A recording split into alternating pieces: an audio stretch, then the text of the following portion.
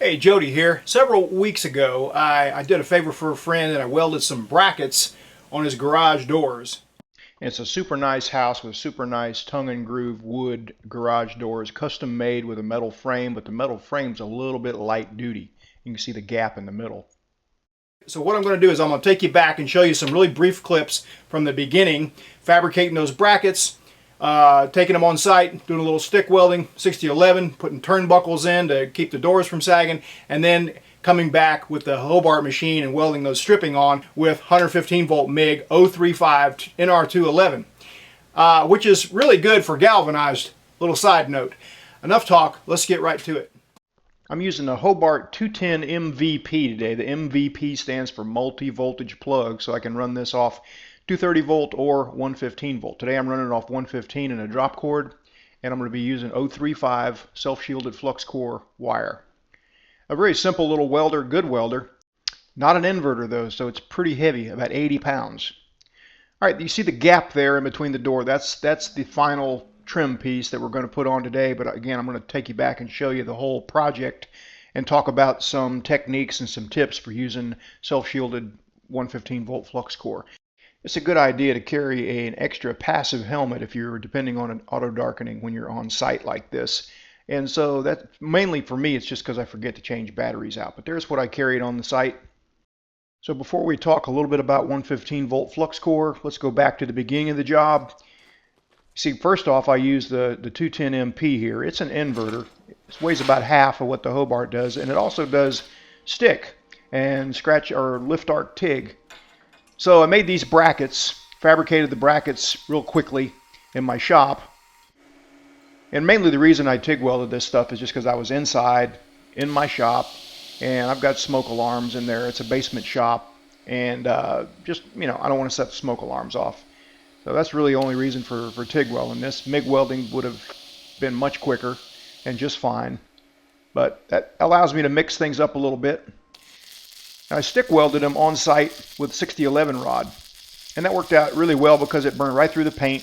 6011 is a really good rod for burning through paint, and you can also go downhill with it, no problem. And this stuff's pretty thin, doesn't require a ton of penetration. And so that was the first part of the job, putting that turnbuckle on to keep the doors from sagging. But now we still got this gap to contend with in the middle, and so it doesn't look good, and also just lets cold air in. And that's what we're doing today, along with some other sample joints on 115 volt gas or self-shielded flux core. Does a pretty good job of burning through paint, but I found that just grinding a little bit of the paint off just to get an arc started really helped a lot. And it's just a matter of getting about an inch weld about every foot or so, because really this is just a trim piece. I don't want to cook his tongue and grooved wood there either. Previously I used a piece of sheet metal shoved up behind there for a heat guard. Today I'm just not welding very far. I am going uphill. At this point I hadn't really tested out the flux core to see how well it would do, so I want to make sure it penetrates. Later on I did some sample joints. It's kind of bumping there, and I could take a adjustable wrench and tweak that strap just a little bit and make it work, but instead of doing that I decided to knock the corner off with a flap disc. That's a Walter cordless grinder there, and it's really been surprising me on how long a charge will last on a full charge. But that's really the job. Now this was a lap joint, and again I went uphill, so let's talk about that. Let's show some arc shots on that. I used a little circular motion. Come to find out that's probably not that great of an idea. It doesn't look as good, but it's just kind of like a habit for me. So after I got back home, I decided to set up some mock-up joints on 1/8 inch material. I do that same little technique here. Just a very slight movement. Trying to keep a short stick out. And I'm going to take that piece and cool it off and just bend it and just get an idea of what I was up against, just to get some confidence that the going forward, anytime I use this on another job, for portable jobs like this, that knowing what I'm up against. Simple down and dirty test, nothing scientific here. I have used some self-shielded flux core wires like this that are kind of brittle, and on a joint like this would just snap. This one seems to be holding up just fine, so I'm pretty sure the garage door job will be there for years.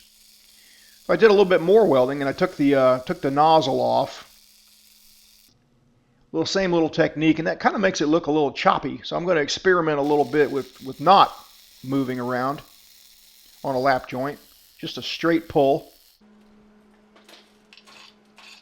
And that looks a lot better.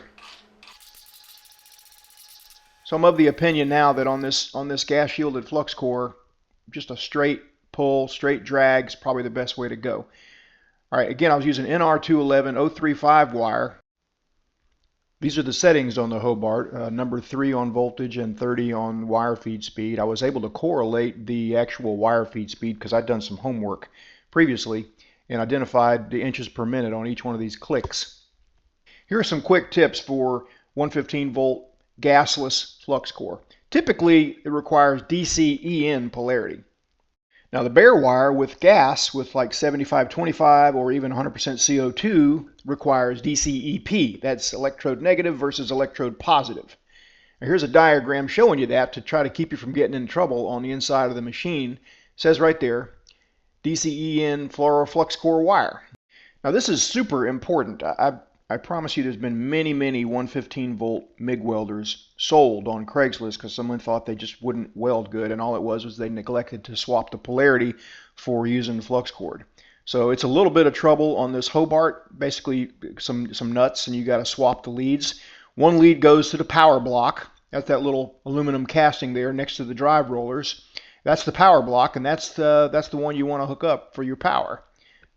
Important. It just won't run right without swapping the polarity like that. So you can see the little diagram there guiding you through it. The little bolted connection, the terminal with the negative on it, the wire goes to the power block. Another tip is use the correct size knurled rollers and the right drive tension. Flux core wire is hollow. Even it comes as small as 030, but it's hollow. It's got flux inside, granular flux, and so it can be crushed. So you use too much drive roller tension, you're going to crush it, and it's not going to feed well, it's not going to run as good. All right, keep the stick out short. You'll see a lot of documents, especially Lincoln, on Lincoln's website referring to CTWD, and that stands for contact tip to work distance. That's the distance between the arc and the contact tip. And you want to keep that thing fairly short. You experiment with it. You'll notice a difference when you get it too long.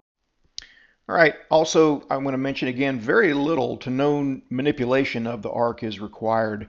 That's going to be a personal thing, but you did see the difference in when I moved the arc in a little bit as far as just dragging it like this. Just a straight drag turned out a whole lot better as far as appearance goes. Now flux core, self-shielded flux core can be done without the nozzle on there, but you're going to get spatter on your threads a lot of times, or spatter on the diffuser holes. So I decided to order one of these, a little flux core nozzle from Hobart off Amazon. It costs about 12 bucks. I don't know why it's even 12 bucks. There's not much to it. But it fits several different Hobart and Miller MIG guns. And it's just a little high heat nozzle that works pretty good. Lets you see the tip really easily.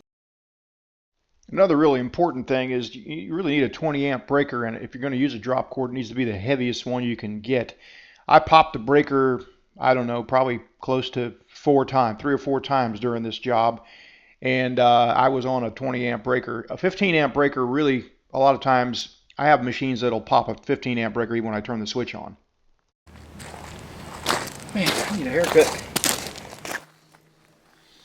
These things just need a little bit of wire brushing and paint, and they'll look nice. I'm going to cycle them a few times here. I'm speeding this up. They don't move that quickly.